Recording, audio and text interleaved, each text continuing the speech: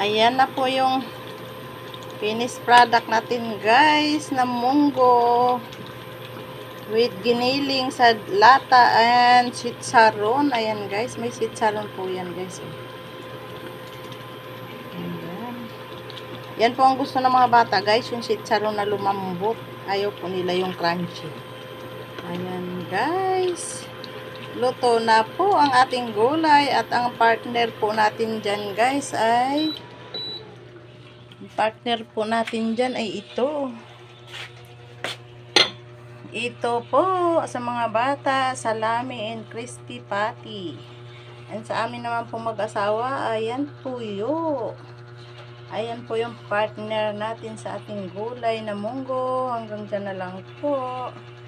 Thank you for watching guys. Ayan. Tapos yung ating kanin guys, hindi pa luto yata guys. Ayan. Sa rice cooker. Ayan guys. Hanggang dito na lang. Thank you for watching.